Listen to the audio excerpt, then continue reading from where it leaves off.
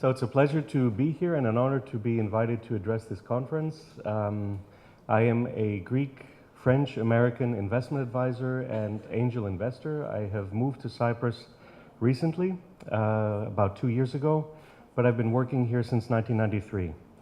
The subject of my presentation today is an assessment of the national investment strategy as we can assess it up until today, and also a presentation of the risks which we can observe and a partial or possible risk mitigation strategy. The information I'll present is in the public domain, so it is it's a narrative, it's not a prescription, it's not a recommendation, and I'm available if there are any follow-on questions. Also, the presentation itself is a little bit complex, but it will be distributed at the end of the conference. There are three subjects. The first is looking at the investment strategy and its results. The second is to outline the risks going forward. And the third is to examine some options for a risk mitigation strategy. There is no formal national investment strategy in Cyprus, but there are initiatives which occur in different sectors. And the initiatives are basically located in three key pillars. The first is attraction of foreign direct investment in key sectors. These include shipping, property, finance, energy, technology, and other sectors. The second is domestic investment or policy-led reforms. This is typically activities which occur by the government of Cyprus and are more driven by the public sector. So, for instance, it's investment in education, in developing the policy framework for energy and transport, healthcare, and so on and so forth. And the third area, the third cluster of initiatives, if you will, is solving bad debt and non-performing loans and improving the regulatory framework in the public sector. And examples of initiatives here include the cooperative bank liquidation, which occurred recently, restructuring non-performing loans, managing public debt, and so on and so forth. So below these three pillars, we also have a series of incentives, institutions, and a regulatory framework which is affecting and determining how business is done. So I'm sure you know, under the incentive framework there is the investor citizenship program, which is obviously playing a major role, the investor residency program, and others. Cyprus has some very good institutions which are not just involved in regulation, but are also involved in promoting Cyprus as an investment location. And probably the greatest challenge that we face today is that of regulatory changes, and these changes are typically driven by either the OECD or the European Union, and in some cases by the US Treasury or other bilateral actors. I won't present all of these in depth, but I will just dip in and out and offer some examples.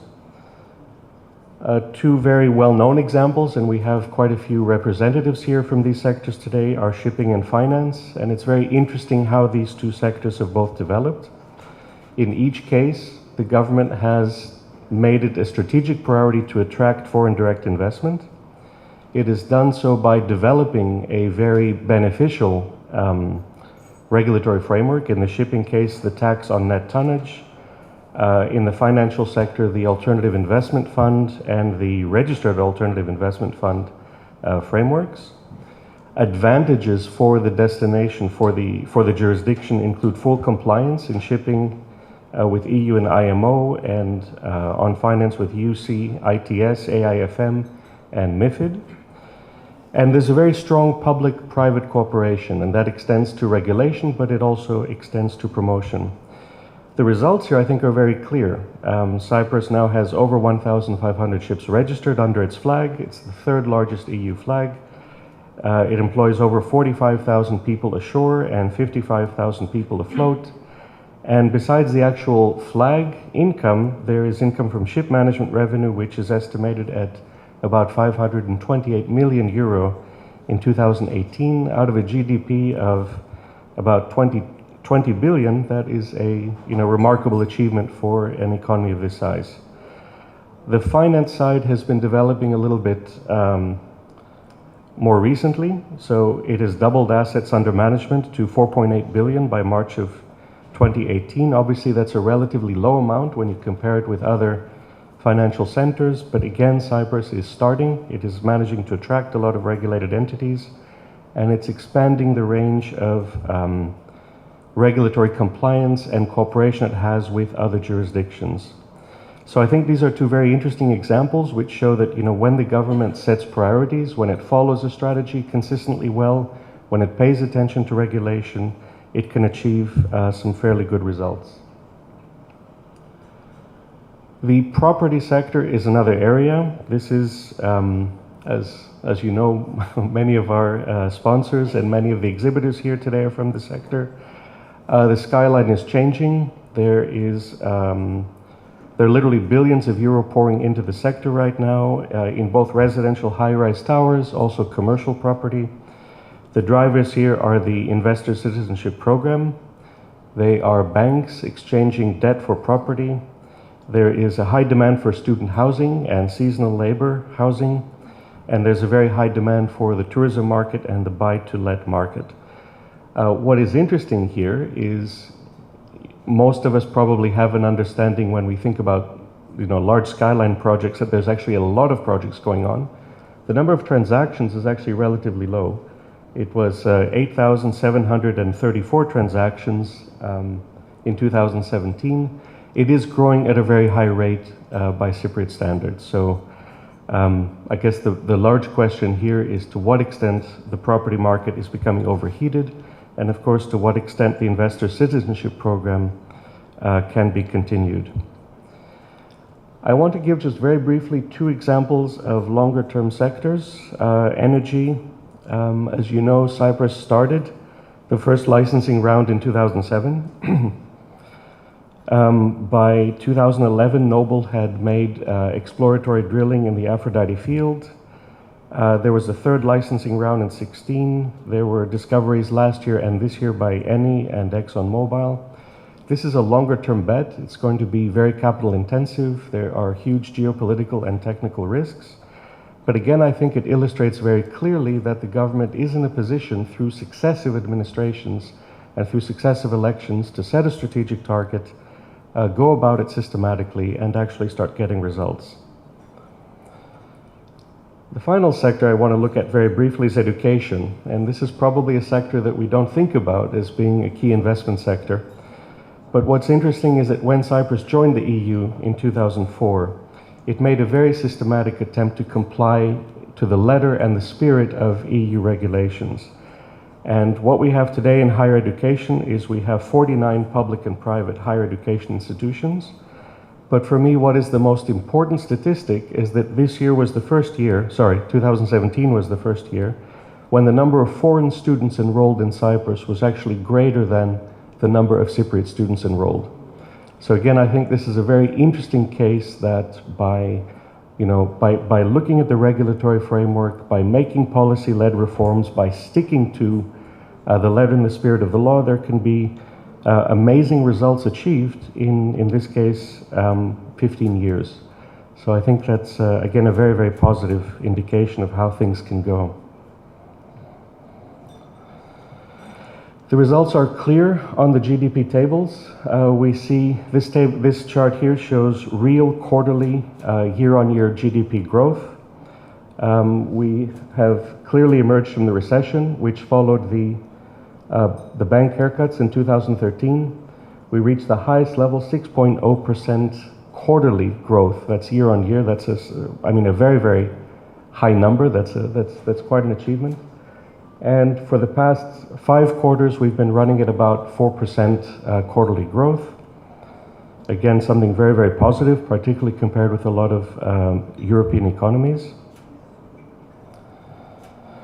One of the problems we see is that despite the bank bail-in and everything we learned in 2013 about the public sector, government expenditure is still running higher than government revenue. So in 2019, we had a deficit of about 1 billion euro, and government expenditure at 9.2 billion is roughly nearly 50% of GDP. So clearly, even though in the private sector we have some amazing achievements, in the public sector we still have some way to go to restructure operations and make them more effective. That's confirmed by public sector employment. This table shows total employment in the public sector. It has been rising rapidly since 2015. In 2015, we had 63,940 people employed. In 2018, that number reached 67,000. And we're on track basically to continue expanding public employment in the coming years. And the final chart I want to show with some data is on credit and non-performing loans. In 2014, so the year after the haircut, Cyprus had a total of 57 billion euro in loans and a non-performing loan share of 48%. Again, when you compare this to GDP, it is an astoundingly high number. By 2018, the loan book had shrank to about 34 billion, and the non-performing loan share fell to 30%. That's about 50% of GDP. Again, these numbers are open to some debate because some of these loans have merely been reprofiled, and the banks basically have been left with a large number of potentially overvalued properties, and I'm speaking diplomatically here, on their balance sheets, and that of course is affecting their ability to make loans in the future. Cyprus is doing relatively well in some rankings. In the World Economic Forum ranking, it has risen to 44th place worldwide. The main problems observed are access to financing, inefficient government bureaucracy, insufficient capacity to innovate. In the World Bank Business Ranking Survey, it has essentially fallen. The first rank is the highest, so the higher you go in numbers, the lower you're going globally. And finally, if we look at FDI, foreign direct investment, it's clear that Cyprus is not on the top 10 lists in any metrics that really count, whether we're looking at overall, whether we're looking at economic potential, FDI performance, innovation. So there's still clearly some way to go. I will touch very briefly on investor citizenship because that's one of the main risks that we see.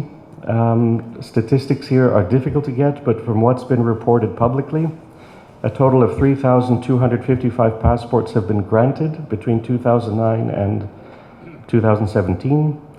There's a cap at probably about 700 passports which will be issued per year. I believe that there's very high foreign demand. I don't believe that foreign demand is going to decrease. And I do want to remind everyone that so far citizenship is an exclusive area of national sovereignty. So you may hear the odd complaint from the EU or the OECD, but unless something radically changes, Cyprus, as also every other EU member state, is free to grant citizenship to whoever it chooses, and I hope that will not change. Some conclusions, very quickly. The economy remains dependent on foreign capital inflows and expertise. Successive governments have a strong track record of designing incentives and regulation and attracting investment. If this is done correctly, this brings very, very strong results, and I think many of the people in this room are also responsible for this performance. And the reform of the public sector is a critical issue. And here I mean issues like the quality of governance, the quality of strategic planning, and the move to e-government rather than a paper-based authorization type of governance. There are obviously a huge number of risks on the horizon, and the risks obviously differ depending on the sector you're in. I've made just a very brief catalog of them. The first one is geopolitical risks. We can look at risks which involve Turkey. We can look, and the example of Turkey blockading Eni's drill rig is a very good example of that. In my opinion, we're overdue for a conflict between Israel and its neighbors, unfortunately. Tensions are increasing, and we see a lot of signs that we may be reaching the boiling point soon. And also, unfortunately, relations with Russia, or between the United States and Russia, or the European Union and Russia, are still relatively tense. And this may lead to further embargoes or other issues that limit the business relationship, such as the recent decision essentially to look at Russian bank accounts in Cyprus. I'm not going to comment on the causes. I'm not going to make a judgment on that, but I do want to point out that it is in everyone's interest to have, I think, a balanced relationship in this regard. The chances of any of these three are significant, and the likely impact on Cyprus is going to be equally significant. Another exogenous factor is regulatory overshoot. Cyprus is in many cases over-complying with regulations passed by the OECD and the European Union. To give just a very quick example, we recently had to pay a translator in Moscow 180 euro for a translation. We did a bank transfer. Our bank asks us, give us the contracts and the invoices and provide justification. Normally, you only have to do this for amounts of about 10,000 euro or up, not for 180 euro. So there is a lot of overshoot, there's a lot of overcompliance, which essentially is just increasing costs, increasing bureaucratization, and it's not really leading to anything useful. The US Treasury is put on this list precisely because of the impact it's had on Russian companies and banking in Cyprus. There is severe pressure, and a number of bank accounts have been closed. This is resulting in deposit flight, it's resulting in investor flight. It means that the asset base and the income of Cypriot banks falls even further, and confidence in Cyprus diminishes. And if you ask me, is any of this contributing towards a better anti-money laundering situation or a better anti-terrorist financing situation, I would argue that probably it is not. So it's the impact this is having is significant. Finally, as we mentioned, there is an international financial crisis already brewing. We see this whether in terms of the US-China trade war, which has resulted in a $2 trillion loss in valuations in the past week alone. We see it in the potential of a further European debt crisis. We see it in the potential of a further European political crisis. The likely impact here will be lower capital and trade flows and probably a synchronized recession, and the chance here is going to be very, very high of this occurring. We also have quite a few endogenous risks. Regulatory error or capture. The issue here is whether the Cypriot regulatory authorities have the resources necessary to implement their mission. For example, are Forex companies properly regulated in Cyprus? I don't have an answer, but a lot of anecdotal evidence shows that this is an extremely complex task, and the potential is that there are a lot of minefields waiting to be detonated in some areas. The likely impact here will be further damage to the business reputation and financial damage to investors in specific segments. Regulatory overshoot, we discussed already. Revisions to the investor citizenship program or the high net worth individual incentives may have to be done.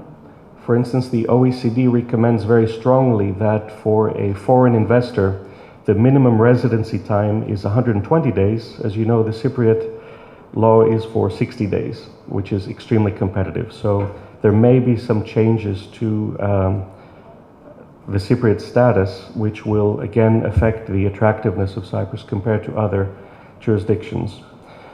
One of the main problems that I'm sure we all face are higher labor input costs and other input costs. It's becoming more difficult to recruit and retain staff and to compensate them, and in general costs are rising. We don't foresee any change to this. It looks set to continue. And the final risk is one of, it's the one of a banking issue. We know that it's becoming more expensive to bank in Cyprus for foreign investors. We know that compliance costs are rising, bureaucracy is rising, compliance and so on is rising, and at the same time, it's almost impossible to get any sort of credit to fund investments. So eventually this is not a sustainable situation. If you go to a jurisdiction like Dublin now, you are deluged by capital. There's more capital available than there are investment opportunities, and decisions are made extremely rapidly, and there's a very wide mix of capital credit available, everything from venture capital, development loans, private equity, and so on and so forth. Unfortunately, this is not set to change. We don't see the entrance of any new capital players in Cyprus, or if we do, it's mainly to use Cyprus as a jurisdiction and to lend outside Cyprus. So this is really a key problem for the economy. The final key issue is the one of government effectiveness and the extent to which the government can reform the public sector and create a level playing field. I think anyone who is a foreign investor has seen that there is, in many cases, one law for domestic investors and one law for foreign investors. We've seen that the court system takes far too long to hear cases and to decide them. We see that taxes and costs are increasing continually while the quality and speed of public sector operations is falling. Key institutions like the Registrar of Companies have not adapted to the internet age at all. You can go to Poland today, actually you don't have to go to Poland, you can go to the website of the Ministry of Finance and you can register a company online in Poland in about 30 minutes, and it costs something like €75 or something like that. So Cyprus is really slipping behind in a lot of areas. And in some of these competitive areas, relatively new entrants like Lithuania have now a global role to play. Lithuania is a leader in attracting fintech investment, and they probably have the best regulatory system for licensing fintech investments right now in Europe. So we definitely need to do better. Now, I'll just run through risk mitigation very, very quickly. It obviously depends what sector you're in, how you're financing, where you're trading, and so on and so forth. But the basic question I think we all need to ask ourselves in the next 4 or 5 years is whether Cyprus is the best EU jurisdiction in which to do business. That's heavily dependent on what sector you're in and how you're financed, but it may be that Cyprus becomes a better holding company jurisdiction than an actual operational jurisdiction. Again, unless the country itself becomes really committed to competitiveness. Related to that is break-even. It used to be relatively easy to manage a company in Cyprus. Today, it's much more complex. We have regulatory compliance, we have Cyprus substance issues, and everyone needs to ask themselves, are the tax savings you're getting here high enough to justify the added costs that you need to achieve them? And again, that's heavily dependent on each company, each sector. There are several defensive approaches that you can do in banking. I would strongly recommend having multiple banking relationships inside and outside the EU, and having at least one fintech provider. If anyone has applied for a credit card by someone like Revolut or N26, I think you see immediately the potential of fintech. And what's interesting is that these companies are moving into corporate banking as well as personal banking. On the staffing side, companies are going to need to look very carefully at how they attract and retain talent, including offshoring or even onshoring within the EU. I believe it's now almost impossible to run 100% of your staffing needs within Cyprus. Certainly in the tech sector where we're involved, it's absolutely impossible. There is no way that there's a wide or deep enough tech ecosystem here to support real global tech investments. In the property sector, it's clear that current valuations of older property favor buying rather than renting, and that Larnaca and Paphos remain significantly undervalued compared to Limassol and Nicosia. So again, there are a lot of decisions that need to be made. And there are also some more aggressive risk mitigation approaches you can do rather than just cost cutting. You can look at cost sharing. The idea of developing alliances or partnerships with other firms. We all face, I believe, the same challenges. We can look at investments in digital productivity.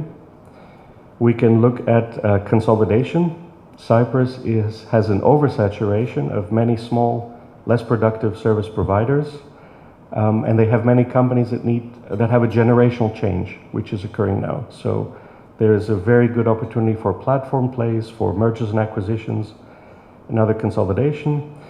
And then finally, there's a lot of room for investments in innovation and disruption. So areas like telecoms. Why do we pay such a high price and we have such low quality of telecom provision? It's a mystery, right?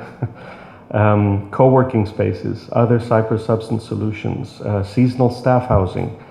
These are all investments which have a relatively good return on capital and are relatively straightforward to do.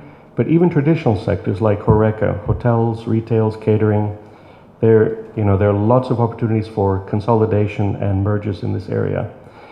So this is just a very brief introduction to the situation as we see it today. To summarize, the government is doing a relatively good job in terms of attracting investment in key sectors. There is sometimes a bit of daylight between the stated aspirations and the actual achievement. There's also a lot of room for improvement, particularly when compared with more agile or more nimble jurisdictions like Dublin, Vilnius, Luxembourg, or some other areas.